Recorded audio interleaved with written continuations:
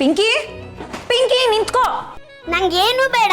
ಪಿಂಕಿ ಈಗ ನಿಂತ್ಕೊಳ್ಳಿಲ್ಲ ಅಂದ್ರೆ ಅಪ್ಪಂಗೆ ಹೇಳ್ತೀನಿ. ಪಿಂಕಿ ತಪ್ಪು ತಾನೆ ತಗೋ. ಪಿಂಕಿ ಹಠ ಮಾಡಬಾರ್ದು. ಬಾಲಿ ಶ್ರೀವಲ್ಲಿ. ಚಿಕ್ಕಮ್ಮ ಇವಳು ಶ್ರೀವಲ್ಲಿ, ಇವಳು ಪಿಂಕಿ, ಅವರು ನಮ್ಮ ಚಿಕ್ಕಮ್ಮ. ಹಾಯ್ ಪಿಂಕಿ. ನಮಸ್ತೆ ಚಿಕ್ಕಮ್ಮ. ನಮಸ್ತೆ. ಇವಳು ಶ್ರೀವಲ್ಲಿ ಅಂತ. ಇವಳು ಸುಬ್ಬು ಮನೆಯಲ್ಲಿ. ಸುಬ್ಬು ಯಾಕೆ ಈ ಮನೆಗೆ ಹೊಸದಾಗಿ ಕೆಲ್ಸಕ್ಕೆ ಸೇರ್ಕೊಂಡಿರೋಳು ಅಂತ ಹೇಳಿ ಸುಮ್ಮನೆ ನಮ್ಮನೆ ವಿಷಯ ಯಾಕೆ? ಆಯ್ತಾಯ್ತು. ಇವಳು ಇನ್ಮುಂದೆ ಪಿಂಕಿಗೆ ಡ್ಯಾನ್ಸ್ ಹೇಳ್ಕೊಡ್ತಾಳೆ. ಇವತ್ತಿಂದಾನೇ ಜಾಯ್ನ್ ಆಗಿರೋದು. ಡಾನ್ಸಾ? ಅಕ್ಕ, ನನ್ಗೆ ಡ್ಯಾನ್ಸ್ ಮಾಡೋದಂದ್ರೆ ತುಂಬಾ ಇಷ್ಟ ಗೊತ್ತಾ? ನನಗೂ ತುಂಬಾನೇ ಇಷ್ಟ. ಇಬ್ರು ಕುಣಿದಾಡೋಣ ಆಯ್ತಾ? ಡ್ಯಾನ್ಸ್ ಅಂದ್ರೆ ಯಾರಿಗಿಷ್ಟ ಇಲ್ಲ? ನಾನು ನಿಮ್ಮ ಜೊತೆ ಜಾಯ್ನ್ ಆಗ್ತೀನಿ. ಸೂಪರ್ ಅಕ್ಕ. ಅದ್ ಸರಿ ಶ್ರಾವಣಿ, ಇದ್ದಕ್ಕಿದ್ದಾಗೆ ಡಾನ್ಸ್ ಟೀಚರ್ನ ಕರ್ಸಿದ್ಯಾರು? ಸುಮ್ಮನೆ.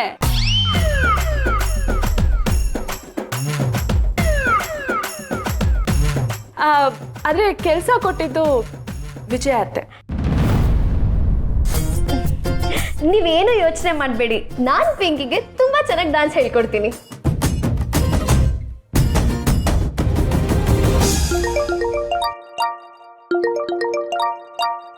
ಅಕ್ಕ ಯಾಕೆ ಫೋನ್ ಮಾಡ್ತೀಯಾಳೆ? ಏನಾದರೂ ತಗೊಂಬ ಅಂತ ಹೇಳಕ್ಕಿರ್ಬೇಕು. ಹೊರಡುವಾಗ ಮಾಡಿದ್ರೆ ಆಯ್ತು. ಅಕ್ಕ, ಹಾಗಾದ್ರೆ ನೀವು ದಿನ ಬರ್ತೀರಾ? ಡೈಲಿ ಬರೋದೇನು, ಬೇಕಾದ್ರೆ ಇಲ್ಲೇ ಇದ್ಬಿಡ್ತೀನಿ. ನಿನಗೆ ಪಾಠ ಹೇಳ್ಕೊಡ್ತೀನಿ, ನೀನು ಏನೇನು ಕೇಳ್ತೀಯೋ ಅದನ್ನ ಎಲ್ಲನೂ ಹೇಳ್ಕೊಡ್ತೀನಿ. ಒಟ್ಟಿನಲ್ಲಿ ನಾನು ನಿನ್ನ ಜೊತೆನೇ ಇದ್ಬಿಡ್ತೀನಿ.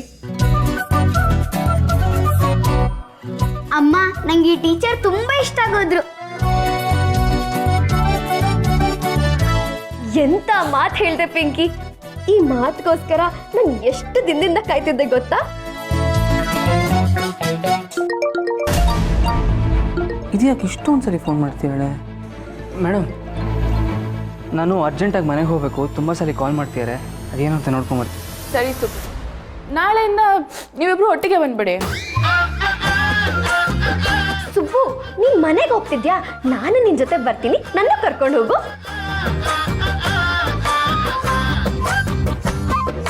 ಅಂದ್ರೆ ನೀವಿಬ್ರು ಅಕ್ಕಪಕ್ಕ ಮನೆಯಲ್ಲಿರೋದಾ? ಅಕ್ಕಪಕ್ಕ ಏನು ಮೇಡಮ್, ಇವ್ರು ನಮ್ಮ ತಲೆ ಮೇಲೆ ಇದ್ದಾರೆ.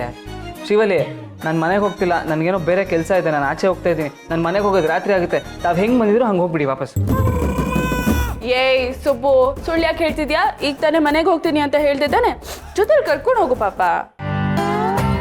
ಬೆನ್ಬಿದ್ದು ಬೇತಾಳದ ಕಥೆ ಆಯಿತು.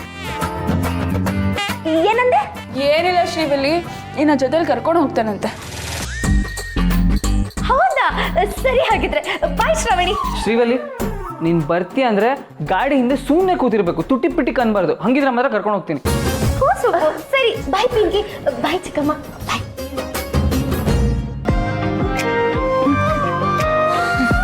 ಪಿಂಕಿ ಬಾ, ತಿಂಡಿ ಮಾಡು, ಕೂತ್ಕೋ.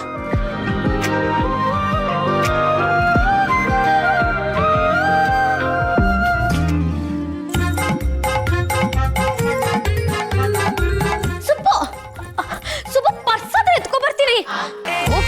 ಸುಬ್ಬು.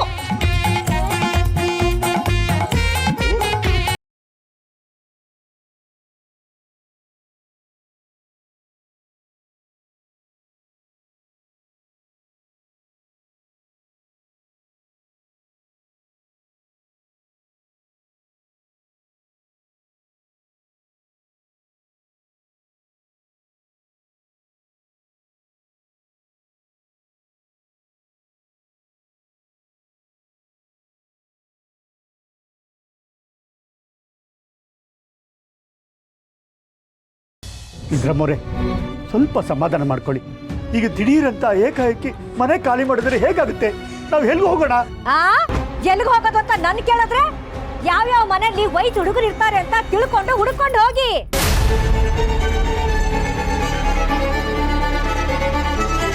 ಅವ್ರನ್ನ ಹಳ್ಳಕ್ ಬಿಡಿಸ್ಕೊಂಡು ಬಾಡಿಗೆ ಮನೆ, ಸ್ವಂತ ಮನೆ ಮಾಡ್ಕೋಬಹುದಲ್ವಾ? ಅದಕ್ಕೆ ನಿಮ್ಮಂತವ್ರಿಗೆ ಮರ್ಯಾದೆ ಹತ್ರ ಮನೆ ಕೊಡ್ತಾರ? ಇಂದ್ರಮ್ಮ, ನನ್ನ ಮಗಳು ಪ್ರೀತಿ ಮಾಡಿರ್ಬೋದು, ಆದ್ರೆ ದುಡ್ಡಿನ ಆಸೆಗೆ ನಿಮ್ಮಂತ ಅತ್ತೆ ಮನೆಗೆ ನನ್ನ ಮಗಳು ಮಾತ್ರ ಕಳಿಸೋದಿಲ್ಲ.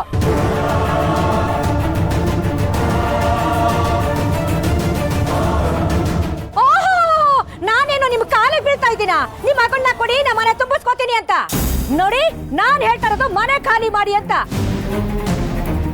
ಈಗಿಂದಾಗ ಗಂಟೆ ಮುಟ್ಟೆ ಕಟ್ಕೊಂಡು ಹೋಗ್ತಾ ಇರಿ, ಇಲ್ವಾ 3 ಜನನ ಕರ್ಸಿ ಮನೆ ಸಾಮಾನೆಲ್ಲ ಎತ್ತು ಬಿಸಾಕಸ್ಲ.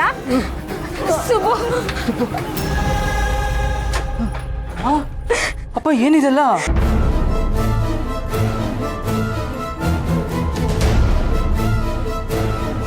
ಸುಬ್ಬು, ಈಗಿಂದೀಗ್ಲೇ ನಾವೆಲ್ಲರೂ ಮನೆ ಖಾಲಿ ಮಾಡ್ಬೇಕಂತೆ ಕಣೋ. ಅದನ್ನೇ ಹೇಳೋಣ ಅಂತ ಆಗ್ಲಿಂದ ನಿನಗೆ ಫೋನ್ ಮಾಡ್ತಿದ್ದೀನಿ. ನೀನ್ ನೋಡಿದ್ರೆ ಫೋನೇ ರಿಸೀವ್ ಮಾಡ್ತಾ ಇಲ್ಲ. ಮನೆ ಖಾಲಿ ಮಾಡ್ಬೇಕಾ? ಯಾಕೆ? ಯಾಕೆ ಅನ್ನೋದನ್ನ ಆಮೇಲೆ ಹೇಳ್ತೀನಿ ನಾನು. ಏ ಶ್ರೀವಲ್ಲಿ, ನೀನ್ ಯಾಕೆ ಅವ್ನ ಜೊತೆ ಗಾಡಿ ಸುತ್ತಾ ಇದ್ಯಾ? ಇವನ್ ತಂಗಿ ಮರಳು ಮಾಡಿ ನನ್ ಮಗನ ಬುಟ್ಟಿಗೆ ಹಾಕೊಂಡ್ಲು. ನಿನ್ನನ್ನು ಮರಳು ಮಾಡಿದ್ದಲ್ದೆ ಗಾಡಿಲಿ ಕೂರ್ಸ್ಕೊಂಡು ಊರೆಲ್ಲ ಸುತ್ಕೊಂಡ್ ಬರ್ತಿದ್ದಾನೆ ಅವನು. ನೋಡಿ, ವಿಷಯ ಗೊತ್ತಿಲ್ಲ ಏನೇನೋ ಮಾತಾಡ್ಬೇಡಿ ನೀವು. ಅಮ್ಮ, ನಾನೇ ಸುಬ್ಬು ಜೊತೆ ಬರ್ಬೇಕು ಅಂತ ಹಠ ಮಾಡ್ಕೊಂಡು ಬಂದಿದ್ದು. ಏನಿದೆ ಅವಾಂತರ? ಶ್ರೀವಲ್ಲಿ, ನಿಮ್ಮ ಅಣ್ಣನ ನಮ್ಮ ವರಲಕ್ಷ್ಮಿ ಲವ್ ಮಾಡ್ತಿದಾರಂತೆ ಕಣೆ. ಅದಕ್ಕೆ ನಿಮ್ಮಮ್ಮ ಇಷ್ಟೆಲ್ಲ ಕೋಪ ಮಾಡ್ಕೊಂಡಿದ್ದಾರೆ ಕಣೆ.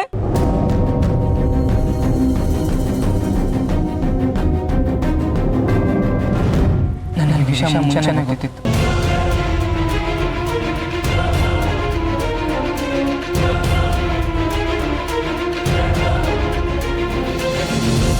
ಇದನ್ನೆಲ್ಲ ನಿಧಾನವಾಗಿ ನಾನೇ ನಿಮ್ಮ ಹತ್ರ ಮಾತಾಡೋಣ ಅನ್ಕೊಂಡಿದ್ದೆ.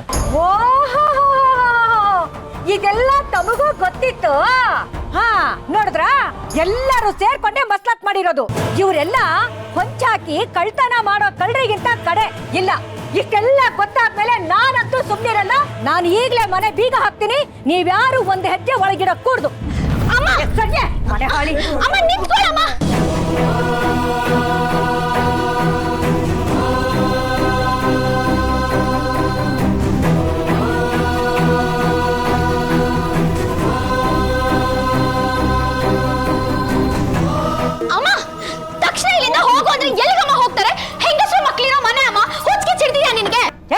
ಹುಚ್ಚಿಡ್ತಿರೋದು ನನಗಲ್ಲ, ನಿನಗೆ.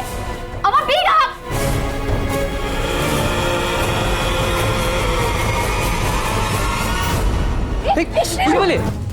ಇಲ್ಲೋಡಮ್ಮ ಇಲ್ಲಿ. ನೀನ್ ಇವಾಗ ಏನಾದ್ರೂ ಬಾಕ್ಲಿ ತೆಗಿಲಿಲ್ಲ ಅಂದ್ರೆ ನಾನು ಇಲ್ಲೇ ಕೈ ಕುಯ್ಕೊಂಡು ಪ್ರಾಣ ಬಿಡ್ತೀನಿ.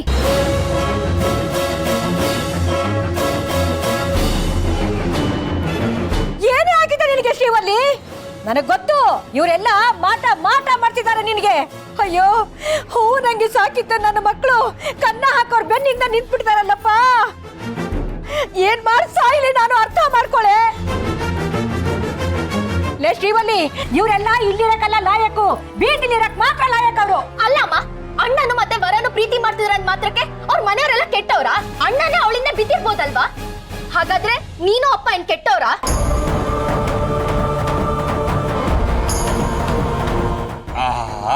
Super point ಅಲ್ವೇನಾ? ಇಷ್ಟ ತನಕ ನಮ್ಮ ಹುಡುಗಿದ್ದೇ ತಪ್ಪು ಅಂತ ಹೇಳ್ತಿದ್ರಲ್ಲ, ಇವಾಗ ನಿಮ್ಮ ಮಗಳು ನಿಮ್ಮ ಯೋಗ್ಯತೆನೇ ಬಿಚ್ಚಿಟ್ಬಿಟ್ಲು. ಇದಕ್ಕೇನಂತೀರಾ? ಏನನ್ನಕ್ಕಾಗತ್ತೆ? ಇವಳಿಗೂ ಕೈ ಕಾಲು ಮುರಿದು ಮೂಲೆ ಕೂರ್ತೀನಿ ಅಷ್ಟೇ. ಅಮ್ಮ, ಇವಾಗ ನೀನ್ ಬೀಗ ತೆಗಿತೀಯೋ ಇಲ್ವೋ? ನನ್ ಕೈ ಕುಯ್ಕೋತೀನಿ. ನೀನ್ ಏನ್ ಮಾಡ್ಕೊಂಡ್ರು ಸರಿ ಕಡೆ, ನಾನ್ ಮಾತ್ರ ಜಗ್ಗಲ್ಲ ಅಷ್ಟೇ. ಅಮ್ಮ, ನಾನ್ ತಮಾಷೆ ಮಾಡ್ತಿಲ್ಲ, ನಿಜವಾಗ್ಲೂ ಕೈ ಕುಯ್ಕೋತೀನಿ. ಅಯ್ಯೋ, ನೀನ್ ಹುಟ್ಟದಾಗಿಂದ ನಿನ್ ನಾಟಕ ಅವತಾರಗಳು ನೋಡಿ ನೋಡಿ ನನಗೂ ಸಾಕಾಗೋಗಿದೆ. ನಾನ್ ತೆಗಿಯಲ್ಲ ಅಂದ್ರೆ ತೆಗಿಯಲ್ಲ. ಹಾಗಿದ್ರೆ ಇದೇ ನನ್ ಕೊನೆ ದಿನ. ಶ್ರೀವಲ್ಲಿ,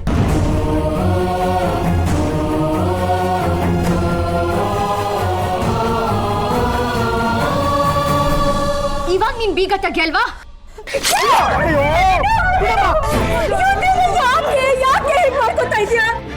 ಹೊಟ್ಟೆ ಉರಿಸ್ತೀಯಲ್ಲ ಶ್ರೀವಲ್ಲಿ. ಏ ಬರ್ತಾ, ಬೇಗ ಗಾಡಿ ತೆಗಿಯೋ. ಈ ಹಾಳಾದವರಿಂದ ನನ್ನ ಮಗಳ ಜೀವ ಹೋಗೋ ಪರಿಸ್ಥಿತಿ ಬಂದ್ಬಿಡ್ತು.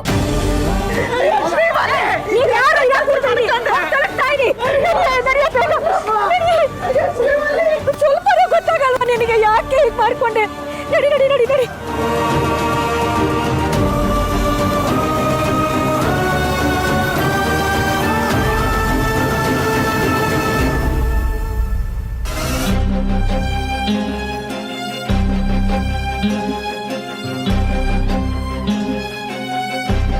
ಮನೆ ಬಾಡಿಗೆ ಕೊಟ್ಟು ನಮ್ಮನೆ ಸರ್ವನಾಶ ಆಗೋಯ್ತು. ಮಗಳು ಪ್ರಾಣ ಕಳ್ಕೊಳ್ಳೋ ಮಟ್ಟಿಗೆ ಬಂದ್ಲು ಅಂದ್ರೆ ಏನು ನಮ್ಮ ಮನೆ ಬರ ಇದು. ಅಮ್ಮ ಹೆದ್ರು ಅಂತದ್ದು ಏನಿಲ್ಲ, ಅವಳಿಗಾಗಿರೋ ಸಣ್ಣ ಗಾಯ ಅಂತ ಡಾಕ್ಟರ್ ಹೇಳಿದಾರಲ್ಲ.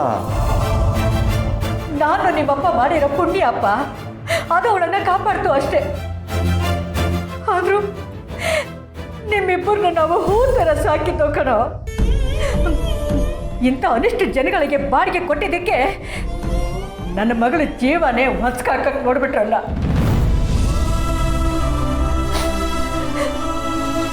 ಏನಪ್ಪ ಏನು? ಯಾಕೆ ಇನ್ನೂ ಇಲ್ಲೇ ನಿಂತಿದ್ಯಾ? ನನ್ನ ಮಗಳನ್ನ ಕೊಲ್ಲೋವರೆಗೂ ನಿನಗೆ ಸಮಾಧಾನ ಇಲ್ವಾ? ನೀನು ಕೈ ಮುಗಿತೀನಿ, ಸ್ವಲ್ಪ ಸುಮ್ಮನೆ ಇರ್ತೀಯಾ? ನಾವಿನ್ನೂ ಸುಮ್ಮನೆ ಇದ್ರೆ ನಮ್ಮನ್ನು ಸಮಾಧಿ ಮಾಡ್ಬಿಡ್ತಾರೆ ಕಣೋ. ದಯವಿಟ್ಟು ಹಾಗೆಲ್ಲ ಮಾತಾಡಬೇಡಿ ಇಂದ್ರಮ್ಮನವ್ರೆ. ಇಷ್ಟೆಲ್ಲ ಆಗೋಗಿದೆ, ನೀವೇನು ಹೇಳ್ತಿರೋ ಅದನ್ನು ಕೇಳ್ತೀನಿ. ನೀನು ಮಾತಾಡ್ಬೇಡ ನೀನು.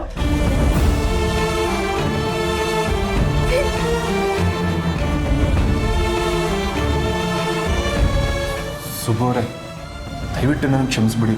ಇದೆಲ್ಲ ಆಗಿದೆ ನನ್ನಿಂದ. ಇದರಲ್ಲಿ ಬರೋದೇನೂ ತಪ್ಪಿಲ್ಲ. ಅವಳಿಗೇನು ಅನ್ಬೇಡಿ. ನೀವು ಮನೆ ಹೋಗಿ, ಶ್ರೀವಲ್ಲಿಗೇನೂ ಆಗಿಲ್ಲ.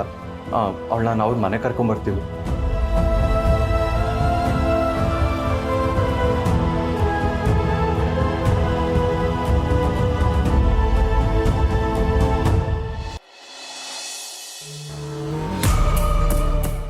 ಮಾಮ್, ಆ ಶ್ರೀವಲ್ಲಿನ ಕೆಲ್ಸಕ್ಕೆ ಸೇರಿಸ್ಕೊಂಡಿದ್ದು ನಿಜವಾಗ್ಲೂ ವರ್ಕ್ ಆಗುತ್ತೆ ಅಂತೀಯ? ಖಂಡಿತ ವರ್ಕ್ ಆಗುತ್ತೆ. ಈಗ ನಾನು ಸುಬ್ಬನ್ನ ಮಗು ಥರ ನೋಡಿಕೊಂಡು ಅವನು ನನ್ನ ಹಿಂದೆನೆ ಅಮ್ಮ ಅಮ್ಮ ಅಂತ ಸುತ್ತಿದ್ರೆ ನಿನಗೆ ಹೇಗನ್ಸುತ್ತೆ ಹೇಳು? ಹೇಗನ್ಸುತ್ತಾ? ಮೈಯೆಲ್ಲ ಉರಿಯುತ್ತೆ. ಸುಬ್ಬನ್ನ ಸಾಯಿಸ್ಬೇಡ ಅನ್ಸುತ್ತೆ. ನಿನ್ನ ಮೇಲೂ ಕೋಪ ಬರುತ್ತೆ. ನಿನ್ನ ಪ್ರಶ್ನೆಗೆ ಉತ್ತರ ಸಿಕ್ತಲ್ಲ. ಆವತ್ತು ನಾನು ಸುಬ್ಬು ಮನೆಗೆ ಹೋದಾಗ ವೀರು ಶ್ರೀವಲ್ಲಿ ಹತ್ರ ಪ್ರೀತಿಯಿಂದ ಮಾತಾಡ್ತಿರೋದು ನೋಡಿದೆ. ಅದು ನೋಡ್ತಿದ್ದ ಹಾಗೆ ಶ್ರಾವಣಿಗೆ ಕೋಪ ಬರ್ತಿತ್ತು. ಅದನ್ನು ನಾನು ನೋಟಿಸ್ ಮಾಡಿದೆ.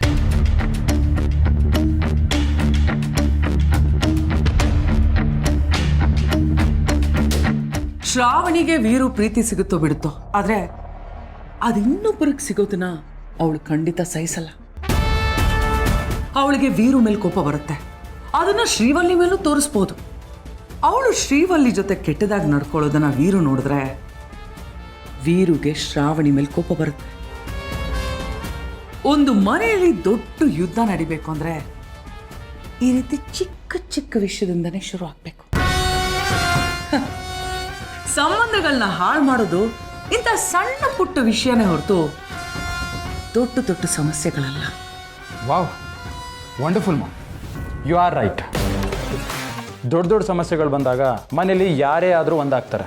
ಆದರೆ ಈ ರೀತಿ ಚಿಕ್ಕ ಚಿಕ್ಕ ಮನಸ್ತಾಪಗಳು ಬಂದಾಗ ಮನ್ಸು ಹೊಡೆದೋಗುತ್ತೆ, ಅದೇ ದೊಡ್ಡದಾಗತ್ತೆ.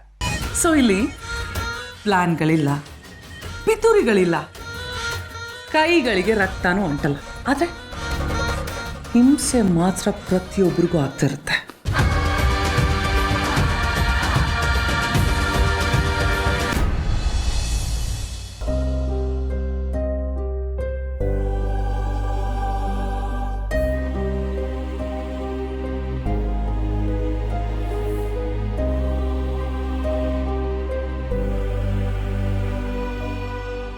ನಾನು ಅವತ್ತೇ ಹೇಳಿದೆ, ಬೇರೆ ಎಲ್ಲಾದರೂ ಮನೆ ನೋಡಿ ಈ ಮನೆ ಬಿಟ್ಟು ಅಲ್ಲಿಗೆ ಹೋಗಿ ಸೆಟ್ಲ್ ಆಗೋಣ ಅಂತ.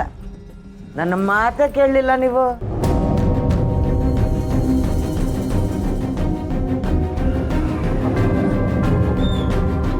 ಸುಬ್ರಹ್ಮಣ್ಯ, ಶ್ರೀವಲ್ಲಿ ಹೇಗಿದ್ದಾಳ? ಏನಿಲ್ಲಮ್ಮ, ಕೈಗೆ ಸ್ವಲ್ಪ ಗಾಯ ಆಗಿದೆ, ಭಯ ಪಡೋಂಥದ್ದೆಲ್ಲ ಏನಿಲ್ಲ ಅಂದರು ಡಾಕ್ಟ್ರು. ಹಬ್ಬ, ದೇವ್ರ ದೊಡ್ಡವನು. ಏನಪ್ಪ ನೀನು ಪಾತ್ರೆನೆಲ್ಲ ಆಚೆ ಬಿಸಾಕಿದ್ದಾರೆ, ನಾವೆಲ್ಲರೂ ಬೀದಿಲಿ ಕೂತಿದೀವಿ, ದೇವ್ರ ದೊಡ್ಡನು ಅಂತ ಹೇಳ್ತೀಯಲ್ಲಪ್ಪ. ಹೌದಮ್ಮ, ದೇವ್ರ ದೊಡ್ಡೋನೆ, ಅವನ ಮೇಲೆ ನಂಬಿಕೆ ಇದೆ. ಒಂದಲ್ಲ ಒಂದು ದಾರಿ ತೋರಿಸ್ತಾನಮ್ಮ.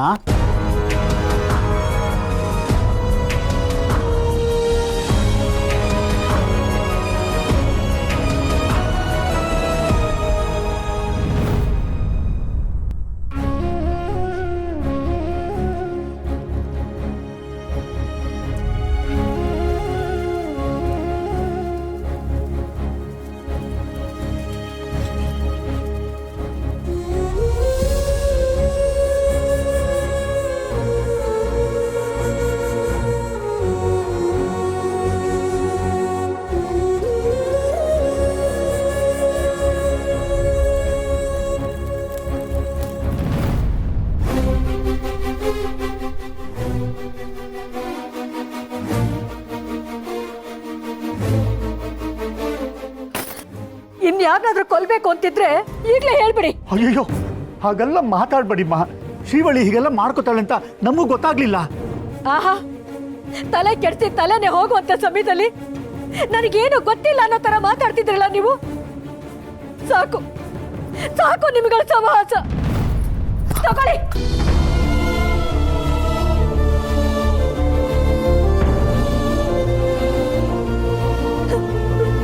ನಾನೀ ಕೀ ಕೊಡ್ತಾ ಇರೋದು ನನ್ನ ಮಗಳ ಮುಖ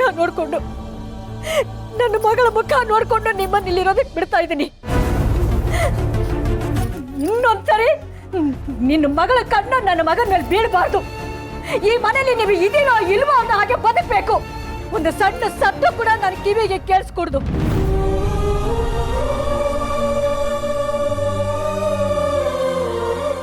ನಿಮ್ ಯಾರ ನೆರಳು ನಮ್ಮ ಮನೆ ಮೇಲೆ ಬೀಳಬಾರ್ದು. ಅರ್ಥ ಆಯ್ತಾ? ಇಲ್ಲ ಅಂದ್ರೆ ಇಲ್ಲ ಅಂದ್ರೂ ನಮ್ಮ ಮಾತೇ ಇಲ್ಲಮ್ಮ. ಇಷ್ಟೆಲ್ಲ ಆದ್ಮೇಲೂ ಮೊದ್ಲಿದ್ದಾಗೆ ಇರಕ್ಕಾಗತ್ತಾ? ಹತ್ತು ಬಸ್ದಲ್ಲಿ ಇರ್ತೀವಿ. ಹೌದಮ್ಮ, ಹಾಗೇ ಇರ್ತೀವಿ. ಹೆಂಗಸರ ಮಕ್ಕಳನ್ನ ಎಲ್ಲಿ ಕರ್ಕೊಂಡು ಹೋಗೋದು ಅಂತ ದೊಡ್ಡ ಯೋಚನೆ ಆಗ್ಬಿಟ್ಟಿತ್ತಮ್ಮ. ನಿಮ್ದು ದೊಡ್ಡ ಮನ್ಸು ತಾಯಿ.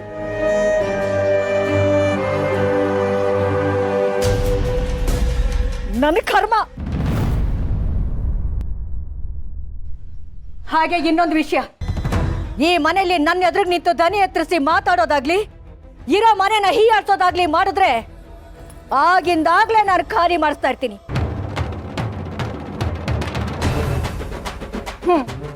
ತಪ್ಪಾಯ್ತು ಇಂದ್ರಮ್ಮನವ್ರೆ, ಇನ್ಮೇಲಿಂದ ಆ ಥರ ನಾವು ನಡ್ಕೊಳ್ಳಲ್ಲ. ಸಾಕು ನಿನ್ ನಾಟಕ. ನೋಡ್ತೀನಿ ಗೊತ್ತಾಗತ್ತೆ.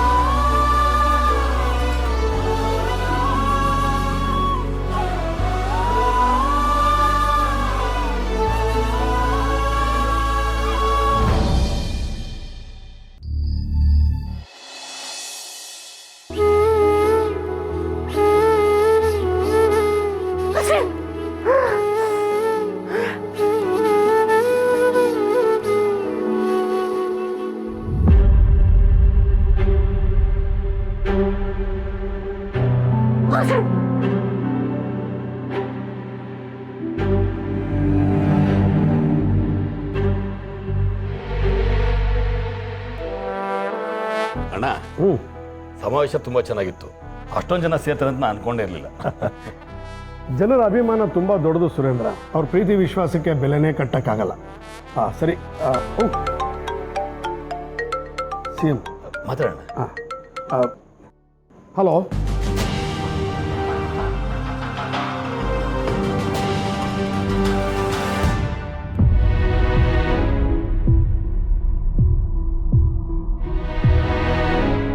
ಸಮಾವೇಶ ತುಂಬ ಚೆನ್ನಾಗಿತ್ತು. ನೀವು ಬಂದಿದ್ರೆ ಚೆನ್ನಾಗಿರೋದು.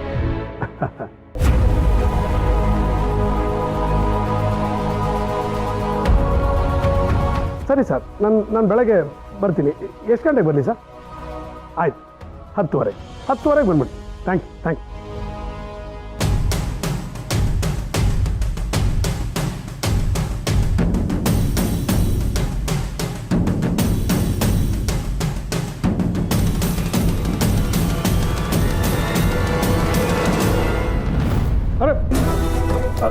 ಸುರೇಂದ್ರ ಸುರೇಂದ್ರ